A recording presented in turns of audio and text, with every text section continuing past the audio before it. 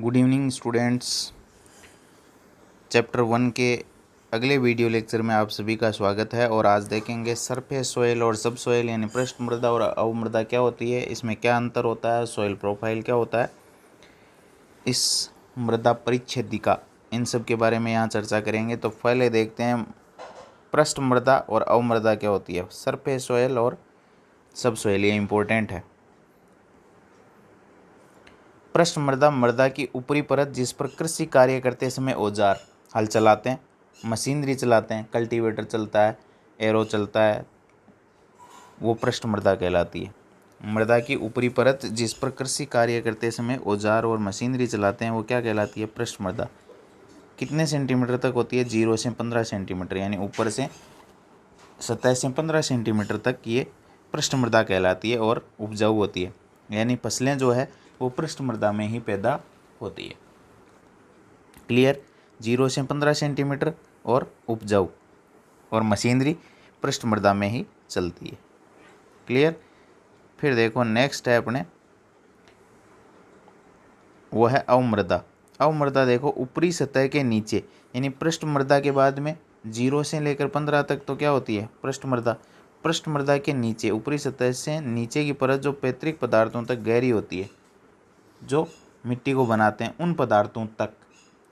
यानी मिट्टी आपको पता है मृदा सोयल जो है चट्टानों के अपक्षय से बनती है, तो चट्टानों तक वो क्या कहलाती है, 15 सेंटीमीटर के बाद से लेकर के और चट्टानों तक क्या कहलाती है, अवमृदा कहलाती है। यानी ऊपरी सतह से नीचे की परत जो पैतृक पदार्थ तक गहरी होती है, और पैतृक पदार्थ आपको पता है चट्टानें होती है, वहाँ तक अवमृदा कहलाती है। यानी ऊपरी 15 सेंटीमीटर की जो लेयर है 0 से 15, वो तो है पृष्ठ मृदा, और इसके नीचे वाला सारा हिस्सा जो है वो अवमृदा की श्रेणी में आता है। क्लियर। चलिए अब देखो इम्पोर्टेंट डिफरेंस हो गया दोनों के अंदर, सरफेस सोयल और सब सोयल, यानी पृष्ठ मृदा और अवमृदा में अंतर। क्या अंतर है, ये पूर्ण रूप से अपक्षयित होती है, यानी नष्ट होती है। ये बनती रहती है, बिगड़ती रहती है, नष्ट होती रहती है, एक रूप से दूसरे रूप में बदलती रहती है। ये आंशिक रूप से, क्योंकि ये नीचे की लेयर है, यहाँ फसलें पैदा होती है, यहाँ फसलें पैदा नहीं होती है, इसलिए ये आंशिक रूप से नष्ट होती है, ये पूर्ण रूप से नष्ट होती रहती है। इसमें मृदावातन अच्छा होता है, यानी इसके अंदर गैसों का विनिमय जो है वो अच्छा होता है, एवं मृदा वायु एवं वायुमंडल के बीच गैसों का आदान प्रदान अच्छा होता है। इसके अंदर क्या होता है, मृदावातन अच्छा नहीं होता है, क्योंकि ये तो नीचे की लेयर है, यहाँ गैसें पहुँच ही नहीं पाती है, गैसों का आदान प्रदान कम होता है। क्लियर। फिर नेक्स्ट है, इस मृदा में कार्बनिक पदार्थों की मात्रा ज़्यादा है, क्योंकि ये ऊपरी लेयर है, इसमें कार्बनिक पदार्थ ह्यूमस ये ज़्यादा होता है। इस मृदा में कार्बनिक पदार्थ अपेक्षाकृत कम होते हैं, क्योंकि नीचे की लेयर है।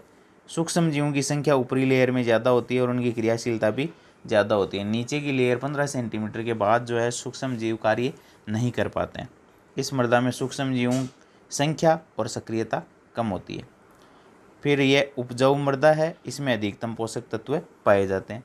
ये कम उपजाऊ होती है और इसमें पोषक तत्व कम होते हैं। क्लियर। उसके बाद देखो, इस मृदा का रंग गहरा भूरा या भूरा होता है, इसका रंग हल्का या हल्का पीला होता है। नीचे की तरफ जब अपन ऊपरी मिट्टी की देखेंगे तो भूरा या हल्की काली कह सकते हो, लेकिन नीचे वाली है वो हल्का रंग या हल्का पीला हो जाता है। फिर देखो नेक्स्ट है, इसकी धनायन विनिमय क्षमता अधिक होती है, इसकी धनायन विनिमय क्षमता कम होती है। तो ये कुछ अंतर हैं जो अपने को ध्यान में रखने हैं, ये इंपॉर्टेंट अंतर हैं। क्लियर।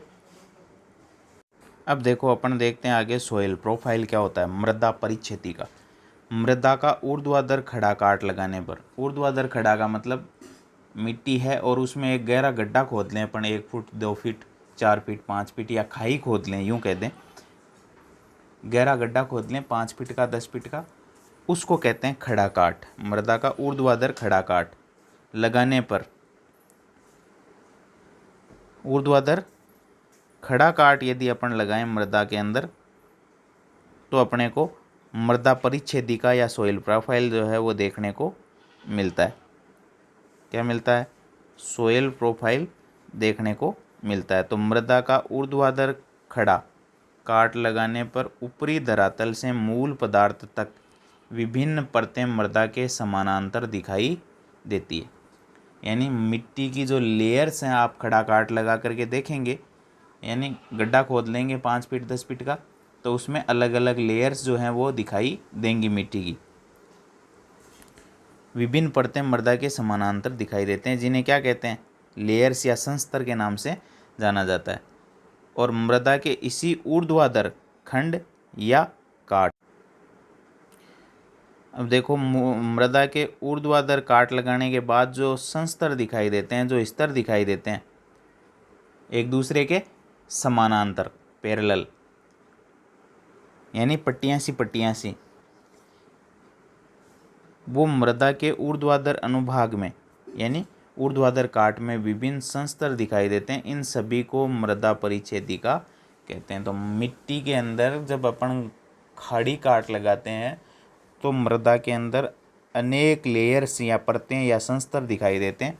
इन सभी को मृदा परिच्छेदिका या सोइल प्रोफाइल के नाम से जाना जाता है। अब मृदा परिच्छेदिका को ओ, ए, बी और सी बड़े अक्षरों से प्रदर्शित किया जाता है, यानी 4 भागों में बांटा गया है। ओ ए बी सी याद रखना है, ओ A B C, O A B C. सी संस्तर के नीचे ठोस चट्टान होती है। सी संस्तर जब मिट्टी का हो जाता है उसके बाद जो है वो ठोस चट्टान आ जाती है नीचे। उसके बाद मिट्टी की लेयर्स नहीं होकर के ठोस चट्टान आती है। तो ये 4 संस्तरों में बांटा गया है, ओ, ए, बी और सी में। किसको? सोइल प्रोफाइल को या मृदा परिच्छेदिका को या मृदा के स्तरों को 4 भागों में बांटा गया है। अब देखो मिट्टी के अंदर जो खड़ी काट लगाई हुई है, ये गड्ढा है और इसके अंदर मिट्टी के जो अलग अलग स्तर दिखाई दे रहे हैं आप लोगों को, ये वाले, ये सबसे ऊपर, फिर इसके नीचे लेयर, फिर नीचे लेयर, फिर नीचे लेयर, नीचे लेयर, नीचे लेयर, इस तरीके से ये लेयर्स होती है। ये खड़ी काट लगाई हुई है, यानी गड्ढा खोदा हुआ है। अब देखो इसके अंदर ये मृदा और सोलम का क्या है, प्रोफाइल है, मृदा परिच्छेदिका, सोइल प्रोफाइल जिसको कहते हैं। ये तो है अंतर्वर्ती स्तर और ये है निक्सालन स्तर। निक्सालन स्तर का मतलब ये बार बार बदलता रहता है, वो है निक्सालन स्तर, यानी इसकी मिट्टी जो है ऊपर नीचे होती रहती है, वो है निक्सालन। जैसे कल्टीवेटर चलाया, हल चलाया, तो इसकी जो लेयर्स हैं वो टूटती रहती है, बनती रहती है, बिगड़ती रहती है, वो है निक्सालन स्तर। और अंतर्वर्ती स्तर जो है इस पर कोई फ़र्क नहीं पड़ता, इसमें कोई चेंजेस नहीं आते हैं। ये हो गई फिर कठोर चट्टान, सी के नीचे का स्तर, है ना। तो ये 4 लेयर्स हैं, देखो ओ, ए, बी और सी। सी के नीचे का हिस्सा जो है देखो ईंटों के समान दिखाई दे रहा है, ये कठोर संस्तर है। क्लियर। सबसे ऊपर आ गई अपनी कौन सी, ओ और ए। ओ ए, ओ ए वाला क्या है, निक्सालन स्तर है, ओ और ए, यानी ये परतें जो है बिगड़ती रहती है, बनती रहती है, वो है ओ और ए, और इसको कहते हैं निक्सालन स्तर।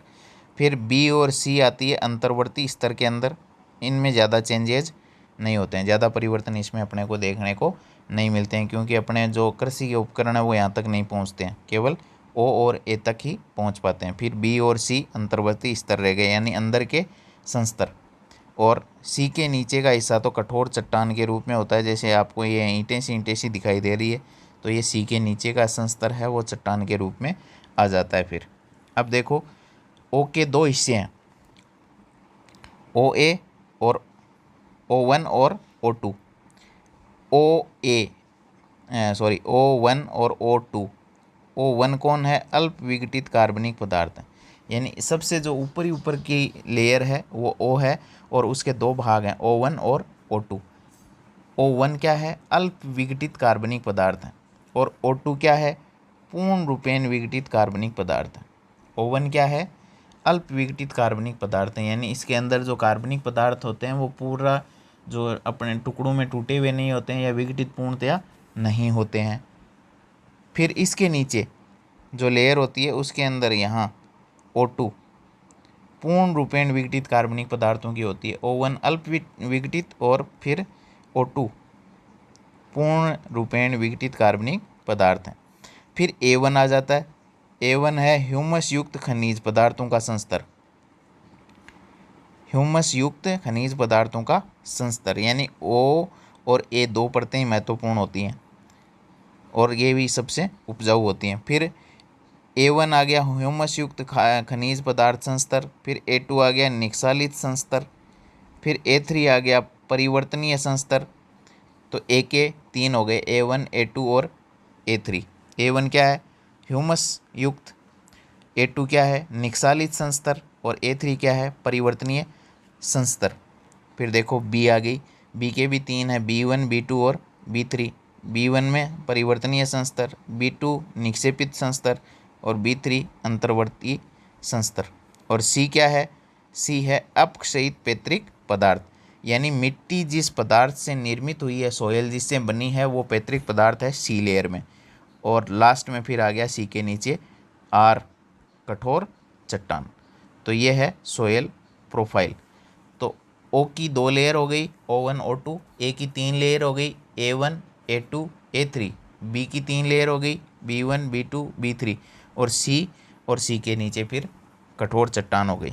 तो ये अपने सोयल प्रोफाइल की 4 लेयर्स हो गई। 4 लेयर्स में फिर अलग अलग फिर लेयर्स और बांटी जा सकती है। क्लियर? अब देखो मृदा परिच्छेदन में, यानी सोयल प्रोफाइल में समानांतर परतें जो एक दूसरे से गुणों में क्या होती है? भिन्न होती है। एक लेयर, दूसरी लेयर, तीसरी लेयर, चौथी लेयर, पांचवी लेयर, इस तरीके से गुणों में क्या होती है? भिन्न होती है, संस्तर कहलाती है। कितने हैं? O, A, B और C। O के 2, A के 3, B के 3, C का 1, और उसके नीचे फिर पैतृक पदार्थ आ जाता है। तो देखो सबसे पहले देखते हैं O संस्तर। O लेयर जो है, O हॉरिजॉन, इसे O संस्तर कहते हैं, और ये सबसे ऊपर वाला है। इसे O1 उप संस्तर बिना सड़े गले पदार्थ होते हैं जिन्हें नग नाकों से पहचाना जा सकता है। जैसे घास फूस जो है ऊपरी लेयर पे होता है, उसको कहते हैं अपन O1। जैसे घास उगाता है वो ऊपरी लेयर पर अपने को जो दिखाई देता है, जो सड़ा गला हुआ नहीं है, वो है O1 उप संस्तर, यानी उप लेयर कह सकते हैं उसको, उप परत।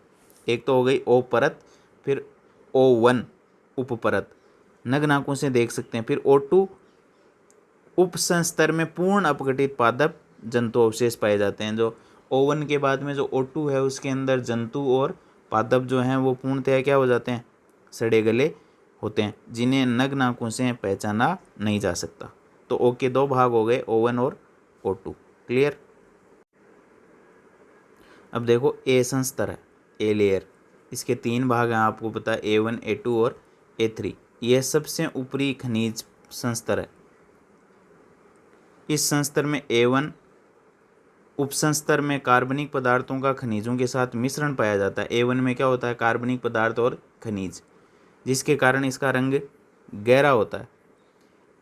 A2 उपसंस्तर में, यानी A1 के बाद में A2 जो है, उसमें मृत्तिका यानी मिट्टी, क्ले और लोहा एल्यूमिनियम ऑक्साइड का निक्षालन नीचे के संस्तरों में हो जाता है। क्या क्या पाया जाता है इसमें? क्ले, लोहा, एल्यूमिनियम ऑक्साइड का निक्षालन, एवं क्वार्ट्ज का सांद्रण फिर बढ़ता चला जाता है। क्वार्ट्ज खनिज जो है उसका सांद्रण बढ़ता जाता है। फिर A3 संस्तर परिवर्तनशील संस्तर है, जिसमें मुख्य गुण A संस्तर के होते हैं। A3 क्या है? परिवर्तनशील है, जिसमें मुख्य गुण A संस्तर के ही होते हैं। तो A को 3 भागों में अपन बांटते हैं, A1 A2 और A3। अब देखो B1 संस्तर भी परिवर्तनशील संस्तर है, जिसमें B संस्तर के गुणों की अधिकता होती है। B2 संस्तर को, यानी इसमें 3 हैं, B1 B2 और B3। तो B के अंदर B1 B2 और B3 है। तो B1 जो है वो परिवर्तनशील स्तर है। B2 संस्तर को निक्षेपित या संचयन संस्तर भी कहते हैं। ये जमा हुआ रहता है, संचयित रहता है, जिसमें मृत्तिका, लोहा और एल्यूमिनियम के ऑक्साइड निक्षालित होकर क्या हो जाते हैं? जमा हो जाते हैं। B3 संस्तर B एवं C के मध्य अंतर्वर्ती परत है, यानी B3 जो लेयर है वो B और C के बीच में दोनों के बीच में एक लेयर का काम करती है। फिर देखो C संस्तर आ गया अपने यहाँ। अब देखो C लेयर के अंदर क्या होता है? C हॉरिजॉन में कम अपविघटित या अपक्षयित मूल पदार्थ पाए जाते हैं। सी लेयर में क्या होता है? कम विघटित या मूल पदार्थ का मतलब चट्टानों से के अपक्षय से सोइल प्रोफाइल बनता है, तो वो मूल पदार्थ वहाँ पाए जाते हैं। तो सी संस्तर में कम विघटित, कम टूटे हुए, कम नष्ट हुए एवं अपक्षयित मूल पदार्थ पाए जाते हैं जिनसे सोइल निर्मित होती है। सबसे नीचे आर संस्तर कठोर चट्टान होती है। सबसे नीचे क्या होती है? आर संस्तर होता है जो कठोर चट्टान के रूप में होती है। क्लियर?